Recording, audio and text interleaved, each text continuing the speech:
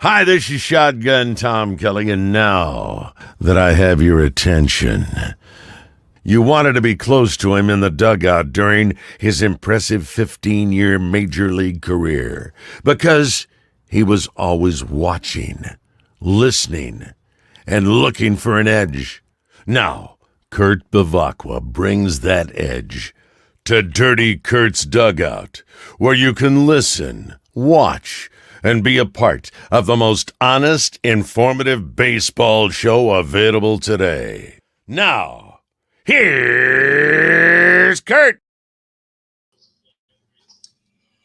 Well, good afternoon, everybody. Welcome to Dirty Kurt's Dugout. Can't wait to get the Garv on today, but let me throw this line score out at you from Peoria, where I'm sure all Padre fans are a little concerned about the Padres' 1-4 start. There's some things to be happy about today. Mackenzie Gore makes his second start, goes 3 innings, punches out 5, only gives up 1 run. He's followed in the rotation by Dinelson Lamet, who follows it up with 2 perfect innings and a few strikeouts. These guys are throwing the baseball. Pierce Johnson follows it up with zeros. You got to love it. And you got to love Terrence Morgan.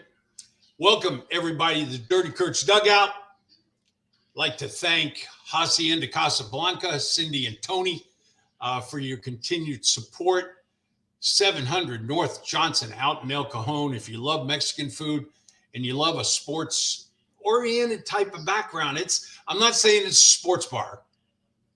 If Cindy and Tony want to term it that, it's okay with me. But I look at more as authentic Mexican food, and it is fabulous.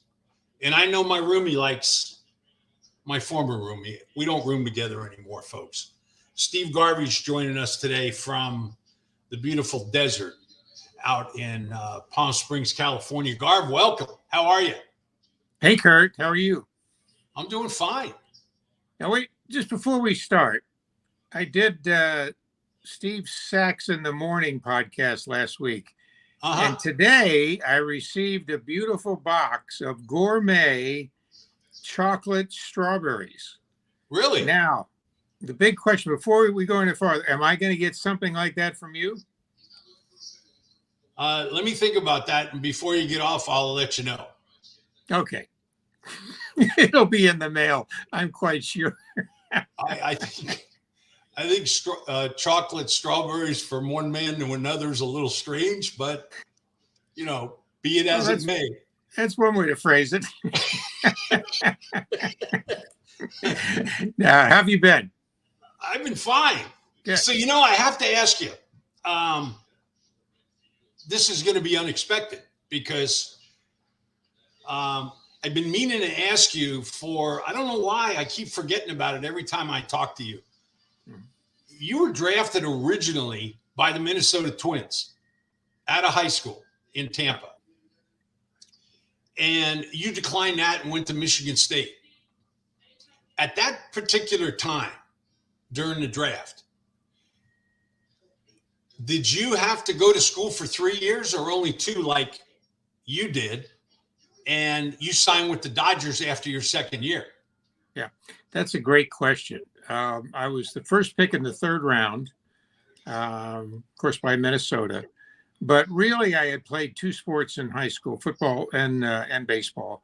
Wanted to, unless, it was the right team and the right amount of money, I think Minnesota offered me like 11, 12,000, something like that.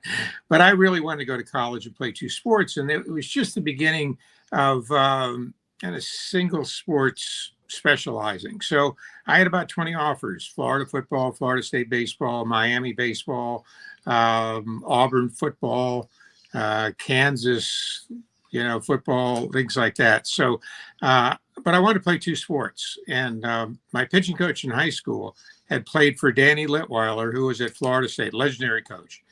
And my sophomore year in high school, he moved to Michigan State to take over the head coaching job there. But he had his disciples all throughout Florida. So our pitching coach calls him up and says, "Hey, we got this kid here. He's going to go pretty high in the draft, but I think you might have a chance at him because he really wants to go to college and play two sports." And that was really during a heyday of Michigan State football too, with Duffy Daugherty as the head coach, and they had been national champions in '65, and the year before they were highly ranked. So he called up Danny, who had been an all-star outfielder for the Cardinals, first outfielder, by the way, to go a whole season without an error, and a very innovative coach. And he said, "We might have a chance of this kid, but you got to act soon." I think it was about 10 days away from the national letter of commit day. And my dad, who drove a bus to Greyhound. There was an airline strike, so Mom and I took the bus up about 26 hours to Lansing, and got to the campus, checked in at the school hotel. It's a great hotel and restaurant school. And about 2:00, Danny picked us up on a tour of the campus, and we went to the great field house. Every school has a field house with their trophies and national championship banners and all that stuff. And he's showing me all this in the grand entry. And all of a sudden, Duffy Daugherty comes around the corner, and he said, "Danny, is this the boy from Florida you're talking about?" And Mr. Litweiler says, "Yeah, Duffy, it is." And Duffy looks at me, he says, "Son," he said, "if you want to come here and play two sports, you come and play two sports. We want you here." And he said, "By the way, we got 23,000 co-eds, so I guarantee you a date on Friday night." The old Irishman. At which time, and Millie, my mom was a pretty toughie. She goes, "Mr. Daugherty, Steve's going to school for an education and to play sports and not to get dates on Friday night." And all of a sudden, everybody stiffened up. He goes, "What's your name? Millie? Okay, Millie, let's talk." And he took her by the arm and took her around. And, we just loved the campus, a great traditional Midwest campus. And Duffy was charming. Danny was a great choice. He had turned out a lot of professional guys. But again, that's a great story of how I got to Michigan State. And you're right. At that time, you could sign professionally after 2 years. Now it's 3, but I think 2 years is just about right, especially today. I didn't know that. I didn't know that rule was changed after. Yeah. When did they implement the 3-year rule? Oh gosh, that's a good question. But too, you can go 1 year in a junior college, right? Or I think a Division III or NAIA. But I think that was probably within the last 15 to 20 years. But the economics of the game dictate that you get into the professional ranks as soon as possible, so that if you do make it, you eventually have a chance to get 2 good-sized contracts out of it. 3 years, then they almost let you go 4 years because then they have the advantage in signing you. But coming out of Michigan State that sophomore year, and arguably it was the greatest draft in history. The Dodgers in that single draft had drafted myself, Bill Buckner, Bobby Valentine, Tom Paciorek, Davey Lopes, Ron Say, a guy by the name of Sandy Vance out of Stanford. I think Charlie Huff too. So we had 8 guys out of that draft that ended up playing over 10 years in the majors, which was phenomenal. Charlie Huff and I competed against each other in high school. Before we get to how easy the game was for you when you first signed, and thanks for that clarification on 2 and 3 year thing. I want to say hello to people that are taking part in our broadcast. Rich Perez, who's a great broadcaster in his own right, wants to know what you think about your Hall of Fame chances now that Gil Hodges is in. It seems like you're a shoe-in. We've got Terrence Morgan that's on the line and Owen Shaw, who lives out near you, Garv. And I want to welcome everybody. I want to welcome Steve, welcome the Dirty Kurt's Dugout. And I've never talked to you too much about the Hall of Fame because if it was me in your shoes, it'd be a sore subject. But being that Rich brought it up, I feel okay to pass it on. What do you think of what's going on and your chances now that Gil got in? Well, Kurt, you know me very well. I'm patient to a fault. I put things in perspective.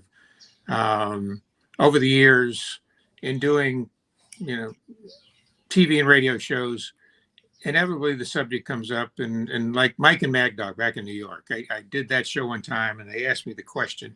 Then they went to their computer and they started looking at some of the statistics of my career, and we ended up doing 45 minutes on why I should be in the Hall of Fame.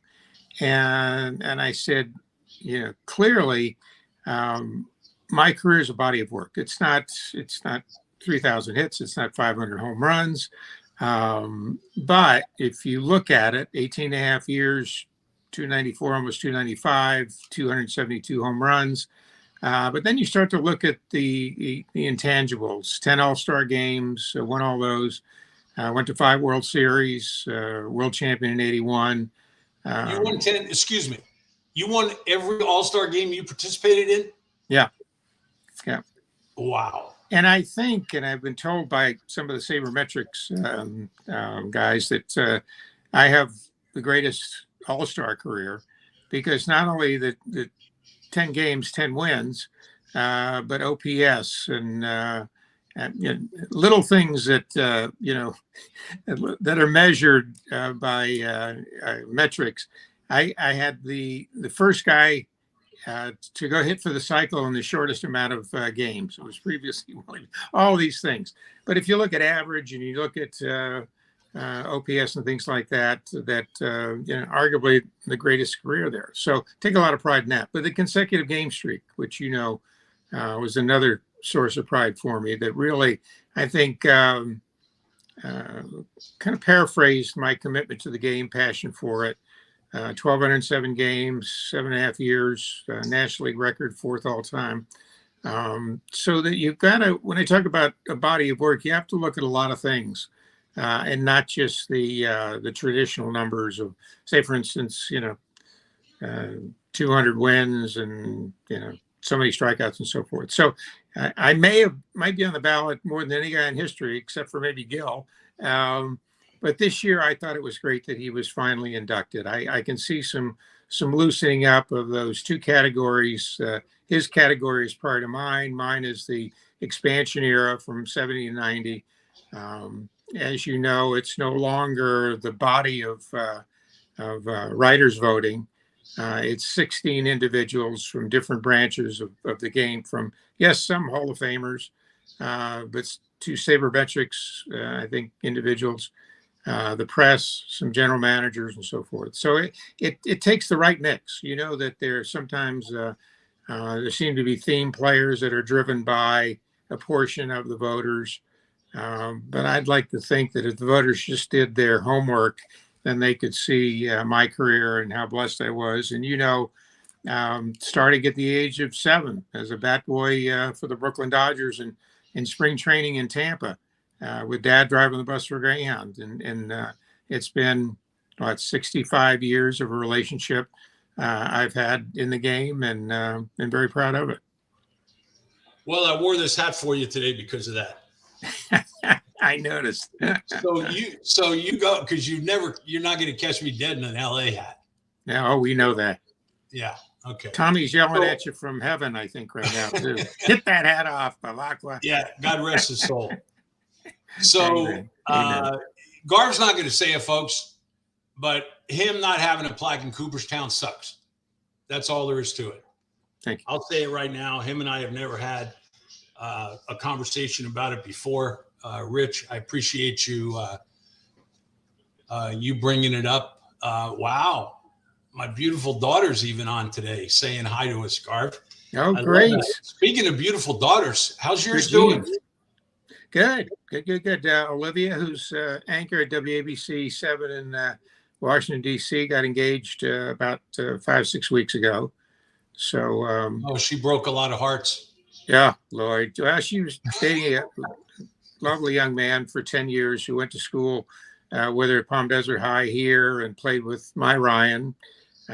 He's been in the Rockies organization. His mother is Jewish, so he was able to play for the Israeli team in the World Baseball Tournament and then in the Olympics last summer. So we're pretty proud of him there. But, went wedding dress shopping last Friday, and Those Oh. wedding dresses are heavy. I think I got a little bursitis in my hands from carrying them around. So not half as much as they're going to cost. I'm quite sure.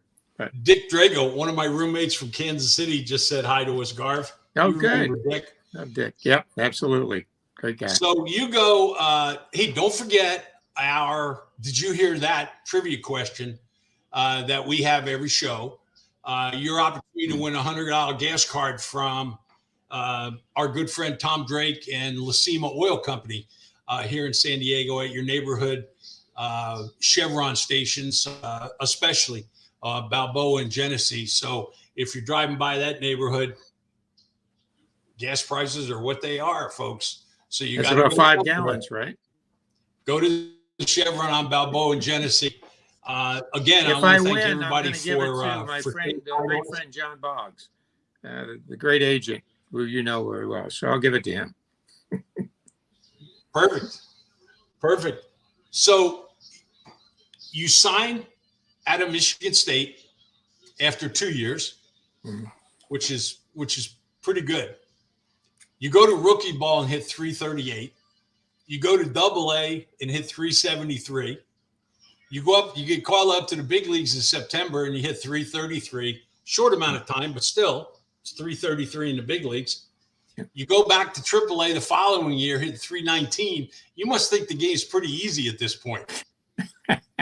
Well, and you're hitting home runs too. Yeah, I mean, I led the league in home runs and RBIs at Ogden and the rookie league, Pioneer League. Of course, Tommy was the manager there, and it was that draft. You know, Valentine, Buckner, Bashork, and I were at Ogden. And the second year, Albuquerque was in the Texas League then. Del Crandall was a manager, wonderful man. And I got there. It was, in my contract, I had that I would, during Easter break, go to spring training. It was usually 2 weeks. Come back and finish spring turn, and then join whatever team the Dodgers wanted. So it happened to be Albuquerque Texas League, and you know what the Texas League is like, and how the ball jumps there. So got off to a great start there. The previous old stadium in Albuquerque was brand new, and boy, the ball jumped there. So you know, and I was a contact hitter, so I'd get a little backspin to right and go out, and the ball would go pretty hard on that baked brick infield they'd have. So, but again, played in an organization that really worked very hard on fundamentals, teaching us, especially on offense. Defense, I mean, we drilled and drilled and drilled, but on offense, hitting the ball where it's pitched. And you remember, we all stayed closed, and that way we could cover the outside. You know, we didn't give it away. Take the inside, use your hands inside, situational ball, hit behind the runner, guy on third, less than 2 out, drop your hands, get a fly ball to get him in. I think a couple of years in the majors, I led the majors in ground out RBIs, which people didn't realize. They just thought, well, you know, I wasn't very fast, but I was doing that on a purpose, hitting the ball the right side, getting the run in, sacrificing myself. Which when I see that now, and I know when you see it, you kind of nod and go, that guy gets it. He understands what the game's all about. So, yes, those 200 games I played in the minor leagues positioned me to go up with a major league team in the early 70s that wasn't really good, but it was a good time to be a young player in the organization and get a chance to play. You guys are reading my mind that are watching the show right now. Rich Perez. Rich is a great podcast and radio host in his own right. He's asking me to ask you a question that we're going to get to in a minute because it's on my list, Rich. So I will ask Arv. So you spent 14 years with one organization, and all of a sudden you're traveling 90 miles down the freeway as a free agent with the San Diego Padres. Let's leave the thrill of having me as a teammate out of the equation. But what was that like, leaving the Los Angeles Dodgers after all those years and coming down to San Diego? Well, first of all, you must have been on your tippy toes there, because there's no way you're that much taller than me. Absolutely not. You did that, didn't you? You'd stand next to me, get on your tiptoes, and Not only that, but there's pretty good comparison about the size of the forearms too, which I'm very proud of. Oh, really? Yeah. Yes. Yeah. I used to glue fake hair on your forearms to try to keep up with it. Crazy. Oh man. So yeah, I have the 6-year contract that ends the end of the '82 season, and I didn't think it was going to be that much of a problem to re-sign. History, bat boy to Dodger, 14 years, and the Dodgers played hardball, and ultimately, I wanted 5 years in parity, which would have been about $1 million in that time, same as Brett Schmidt and those guys. And very disappointed. Jerry Kapstein was my agent. And it finally got down to the last 30 minutes on, I think, November 15th, and about 8:30, because at 12 o'clock at that date, at that night, East Coast time, you had to sign. If you didn't sign, remember this was early in free agency, you would become a free agent, and you couldn't re-sign with a former club, which was archaic. And 5 teams would have the opportunity to kind of draft you and negotiate with you. So we couldn't come to an agreement. Big press conference afterwards. My obviously emotional all those years there, but being pragmatic, I understood that if it didn't work out, I had to do what was best for my family. Then I would choose the team that I thought would have the best opportunity to win, the best support. You need it financially too, and a place I could spend the next 5 years and embrace that town and the team. So I went to San Francisco. Who wants to play a candlestick? 81 games. Although Bob Lurie, the owner, was a fabulous guy. Went on to Chicago. Negotiated. Could have swore I was going to be a Cub, and all of a sudden, in the 11th hour, the president jumped in. I guess he thought he wasn't getting much exposure, and kind of put a cog in the negotiations. And Jerry said, "Well, we've got to go to New York and meet with George Steinbrenner the next day." So we said, "Let's get back to you." Went to New York. George said, "I've got 3 guys in the American League. I'm targeting free agency. I wish I could sign Steve, but I'll pump up my offer in the press and help you there." So we said, okay. Went to Houston. Really no interest in playing in the Astrodome, and then end up in San Diego. And once we got there, Ballard Smith greeted us, and of course Ray Kroc was the owner, and we talked for a little bit, and he said, "Steve, Ray would like to meet with you tomorrow, just you and him."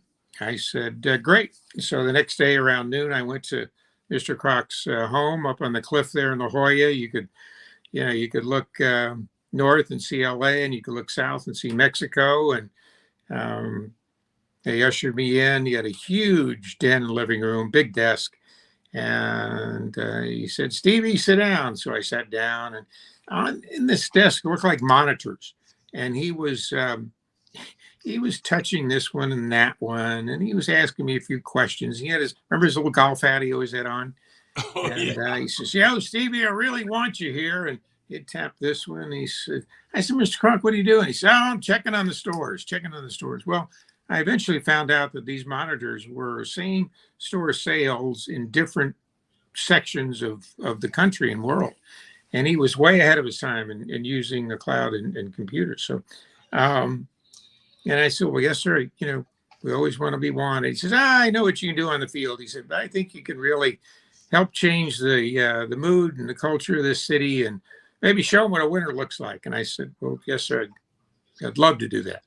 And he said, "I only have one problem." And I said, "What's that, sir?" He says, "I can only pay you in Big Macs and French fries." And I looked at him and said, "Well, can I have them for a lifetime?" And he said, "Well, yeah." He says, "We'll find a few bucks to go along with that." He said, "What do you think?" And I said, "Well, let's get Jerry Kapstein and Ballard together." And he said, "We're going to do that, son. We're going to have this done by tomorrow." And the next day, around mid-afternoon, it was parity. It was done. I love the idea of playing in San Diego, staying in the National League West. I love the young talent, and of course, that young talent was Tony Gwynn, and you had Kennedy and Wiggins and McReynolds, and of course Gary Templeton at short. So it had the makings, what I thought of a real championship team, and ended up signing the next day. I'm a little disappointed you didn't say my name in your little deal here. Hey, before we get to the Dodgers, Dick Drago is asking a question that I want to hear. How in the world did you did Kurt talk you into rooming with him? That's what Dick Drago wants to know. Well, I don't know if this has ever publicly been said, but we have an ongoing suit, defamation suit of you saying that you roomed with me and you were my best friend over the years. They're waiting for a new justice in the Supreme Court to finally have a quorum. But well, let me just tell everybody listening now that so we had met each other, but nothing very deep. But I knew the type of person you were, and I was looking forward to playing with you, a grinder, a professional, somebody who would play any position, wanted to win always.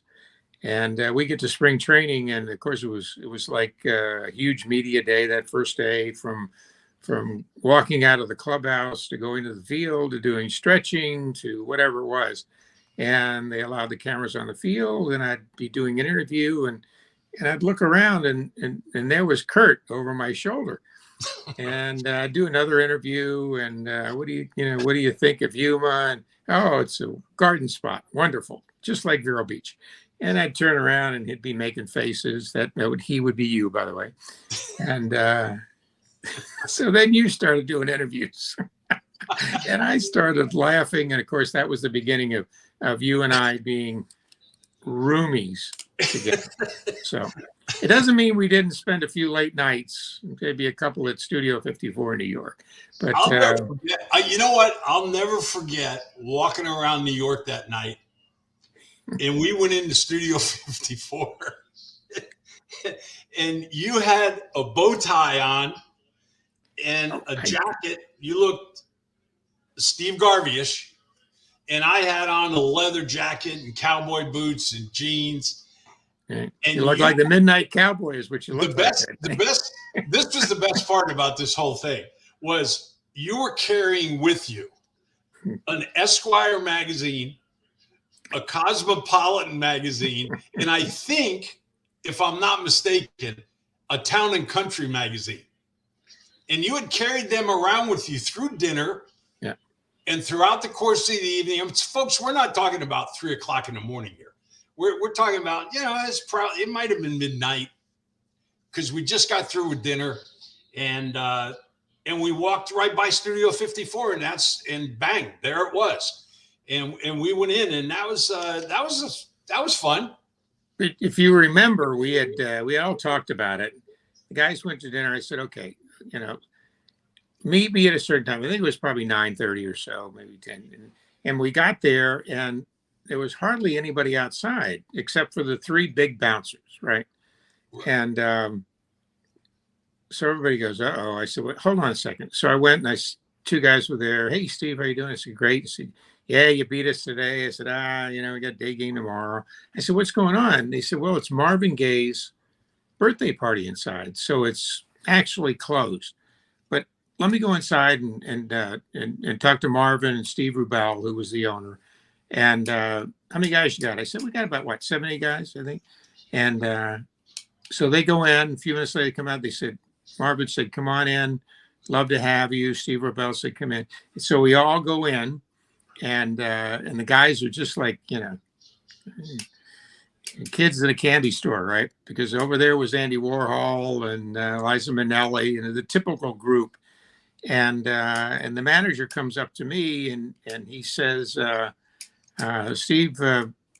Rubel would like you to come up and introduce you to somebody. So I said, okay. So I think if I said to you, you guys have fun, I'll be back in a minute.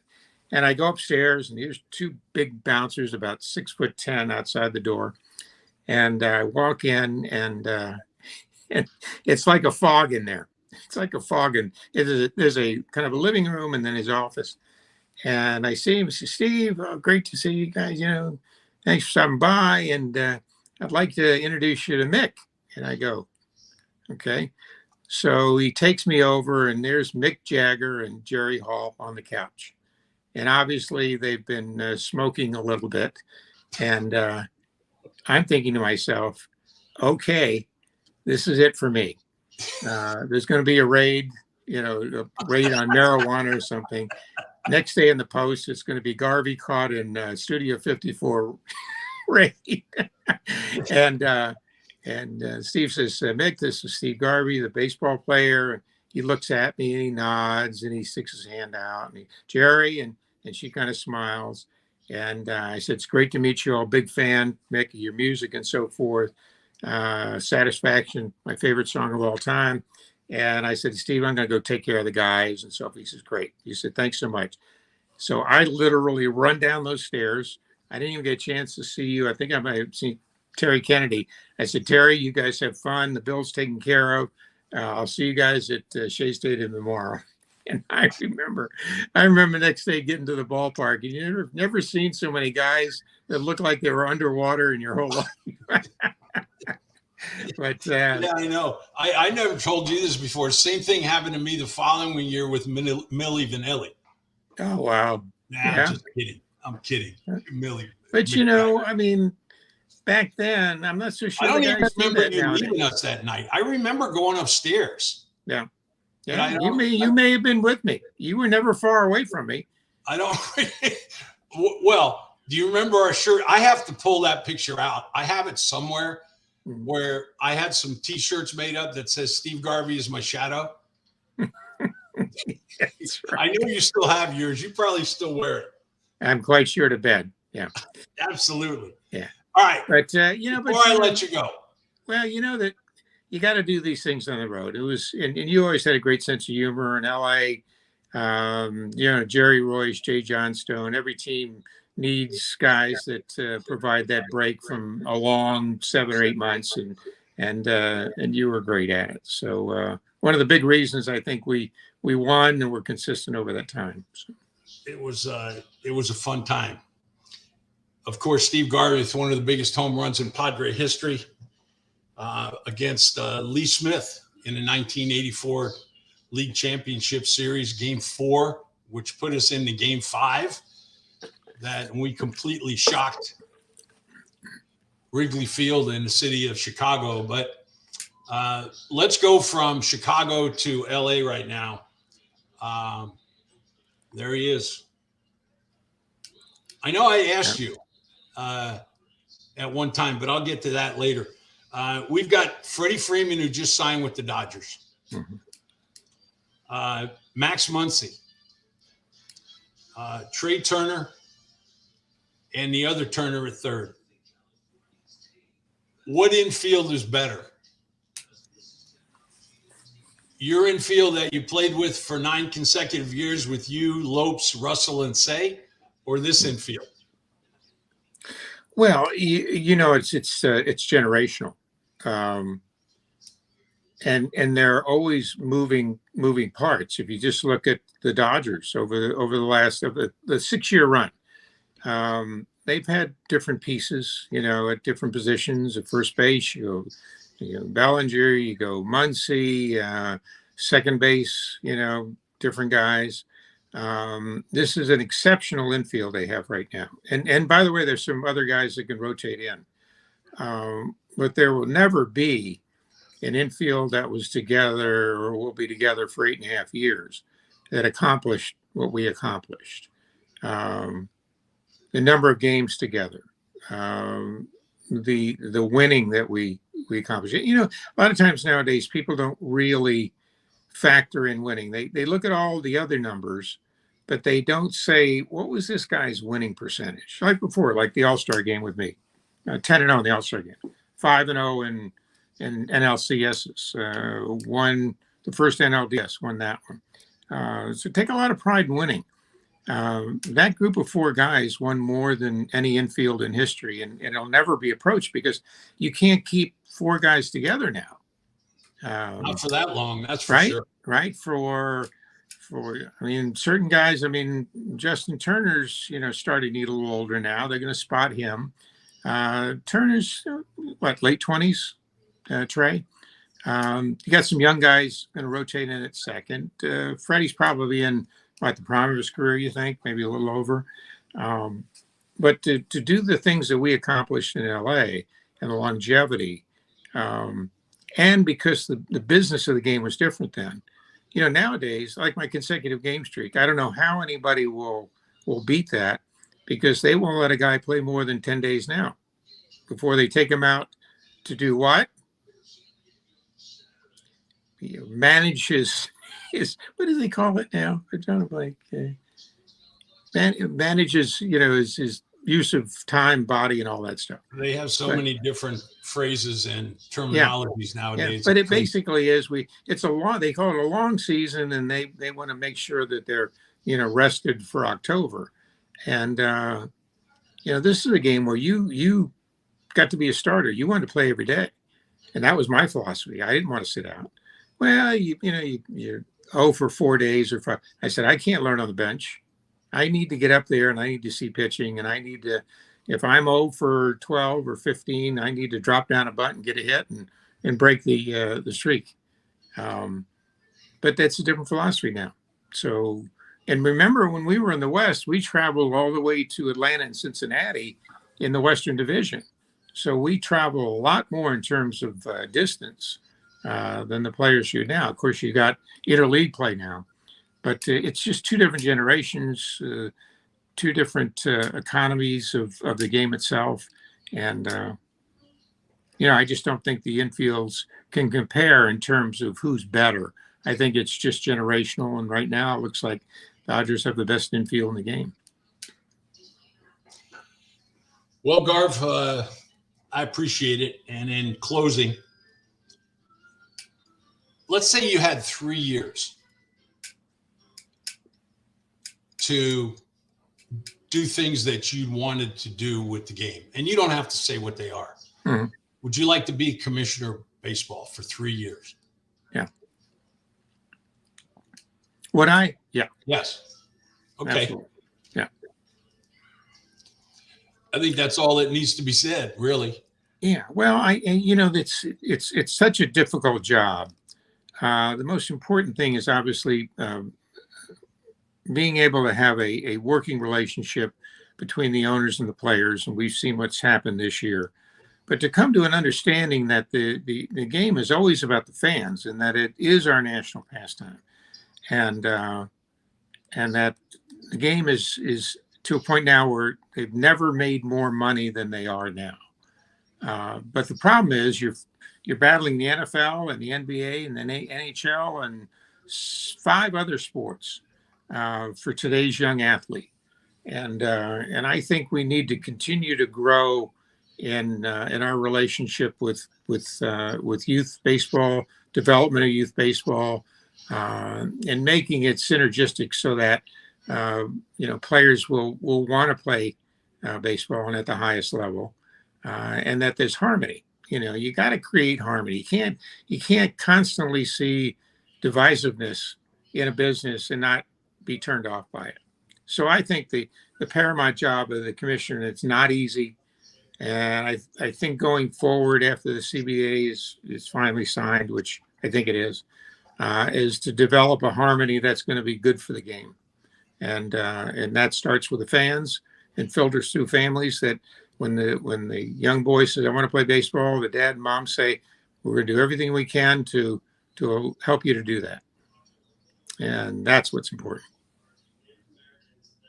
I didn't think about this until just a minute ago, but how did we go being in a 4-day golf tournament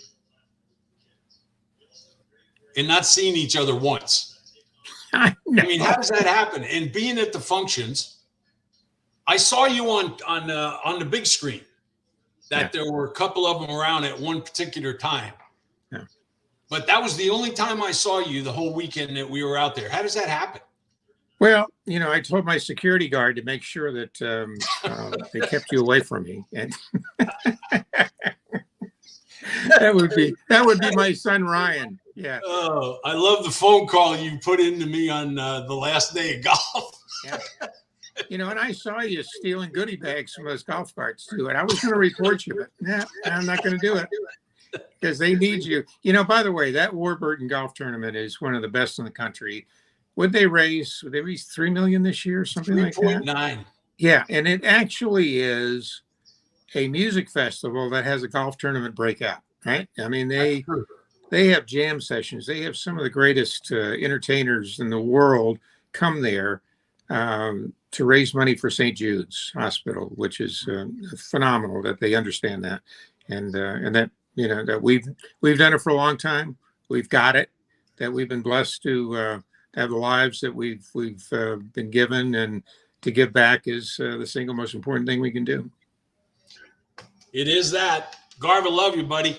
Tell Sid you said hello, and we will talk to you soon, my friend. Come out to the desert.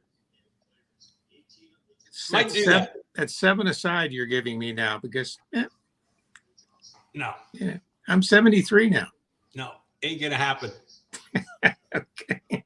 I'll give you a sleeve of Shamrock golf balls if you come out. Okay, good. Thanks for having me. All right, I'll talk to you soon. Take care. Good. God bless. There you have it, folks.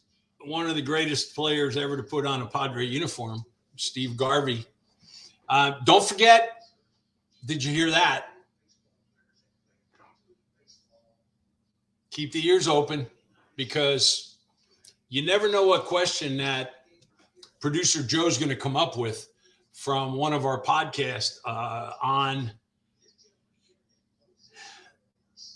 the ability of one of you to win a $100 gas card. And I know $100 doesn't get you as much as it did a couple of years ago at the gas pump. As a matter of fact, I think I spent $130 the other day to fill up our car, and had to do it twice because the bank only allows a certain amount of money to be taken out of it at one time. If it's a debit card, and I was using one then.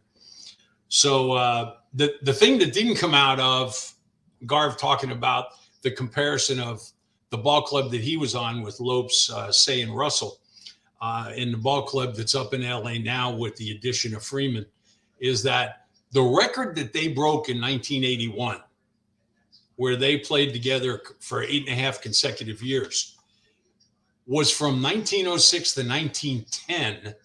And you know who the infield was? Tinker to Evers to Chance. That's, if you're a baseball fan, you know what I'm talking about. If you're just every week baseball fan, you might not have any idea of what I'm talking about. But Tinker's to Ever to Chance was a famous double play combination. And that was the infield, along with another guy, naturally, that Garvey's Los Angeles Dodgers and his teammates broke the record for. So again, thank you to all of you who joined us today. Got some new listeners and new comments that I love.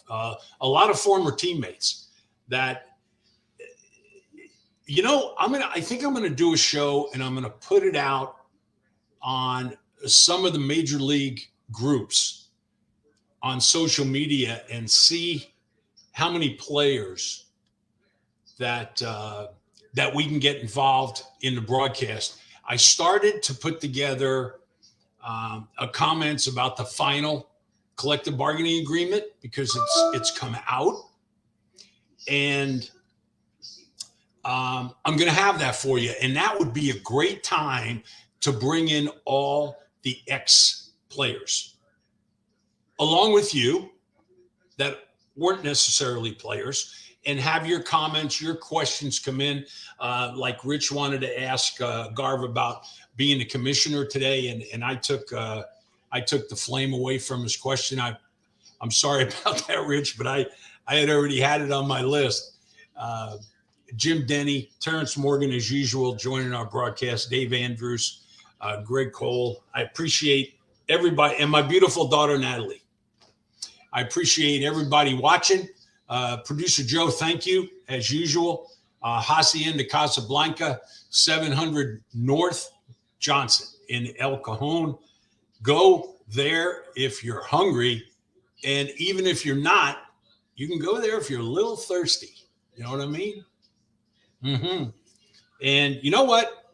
We got to schedule a watch party, Joe. Maybe the first televised game of the season or something. Yep, I'm in. Maybe we can talk Cindy and Tony into having us over there like they did last year a couple of times. Absolutely. I'll But I start talking to appreciate him about it. Good. Thank you for making this possible. And thank you to Tom Drake at Lacima Oil for our giveaway. And don't forget, when this podcast is on, you got to pay attention. You can't just put your head back and laugh like I do, especially when I make Garb just shake his head and go like this. Because, you know, I could have gotten into it with him on questions about what he would have done or what he would do different. But you know what? Steve Garvey is not the kind of guy that's going to trash Rob Manfred. He's just not. So I didn't want to put him in that position. But there's a guy coming on the show on Friday that will.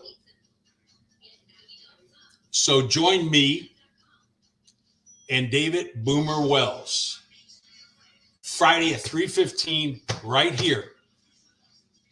You don't want to miss this show. It's going to be a good one. Goodbye, everybody. Thanks for tuning in. KB saying, sleep tight.